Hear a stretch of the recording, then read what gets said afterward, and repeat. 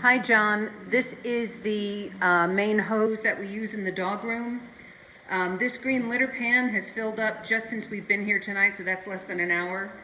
Apparently, the yellow mop bucket, which we usually have empty, we leave it right under these two faucets, it was full, almost overflowing when we came in tonight. So there's definitely a leak.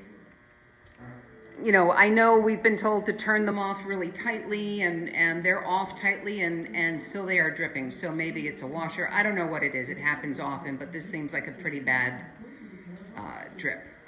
So this is the dog room. Thank you.